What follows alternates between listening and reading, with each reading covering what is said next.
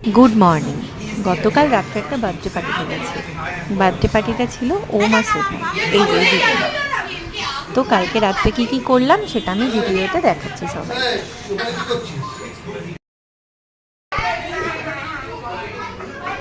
ভিডিওটা করে নিই। বার্থডে বয়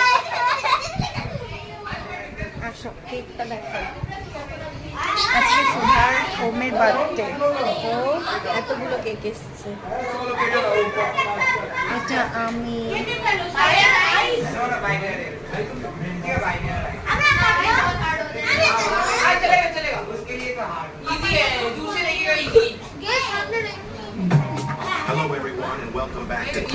এই যে এরা হলো বাচ্চা পার্টি। এই যে যে হাত নাড়ালো তার জন্মদিন, আর যাকে আগে দেখালাম ও হলো সুধা। বাকি বাড়িতে এই সবাই গেস্ট। তো এবার এরপরেই হবে আশীর্বাদ পর্ব। এই যে সুধা আর কৌশিক দুজনে আশীর্বাদ করছে, তারপরে একে একে বাড়ির সবাই আশীর্বাদ করেছে। বড়রা আগে করে নিয়েছে, তারপর সবাই করেছে। কিন্তু এখানে আবার আর একটা ব্যাপার, খুব ইচ্ছে ছিল যে ওকেও যেন আশীর্বাদ করে, কারণ সুধার পুচকুটা একটা শ্রী যে ওর ছোট মেয়েটাকেও আশীর্বাদ করতে বলেছিল, তো ওই জন্য ওকেও করলো, সাথে আমার ছেলেকেও করলো।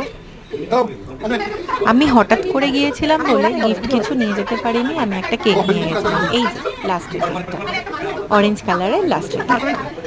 তো সেই কেকটাই আমার কাছে একটা বিশাল মনে হয়েছে, কারণ সবসময় যে গিফট দিলেই ভালোবাসা থাকে সেটা তো নয়, সামান্য কিছু নিয়ে গেলেও সেটা উপহার হয়। সবাই আশীর্বাদ করছে, এরপরে আসবে আমার টার্ন। আমি আশীর্বাদ করেছি, বাই চান্সলি আমার কাছে টাকাও ছিল না, কারণ আমি শুধু ফোন আর গাড়ির চাবিটা নিয়ে উঠেছিলাম, সেই জন্য আমি কোনো টাকাও দিতে পারিনি আশীর্বাদ করে। ঠিক আছে, আমি বলেছি গিফটটা ডিউ রইল, পরে দেব। আর আমাদের তো দেখাশোনা চলেই, দেখা সাক্ষাৎ হয়ই, তো সেই জন্য কোনো অসুবিধা নেই। কারণ অগাস্টেই আসছে রাখি পূর্ণিমা, তো রাখি পূর্ণিমার সময় কৌশিক তো আসবে আমার কাছে রাখি পড়তে, তো তখন আমি একবারে সবার গিফটটা একসাথে দিয়ে দেবো, সেটাই প্ল্যান করেছি। আমরা খুব এনজয়, সুধা যেহেতু আমার থেকে বড় সেই জন্য আমি একটু প্রদীপের আলো দিয়ে একটু ওকে একটু ব্লেসড করলাম। যাই হোক, সবার ভিডিও কেমন লাগছে জানিও, আর যদি ভালো লাগে তাহলে একটা সাবস্ক্রাইব করে দিও।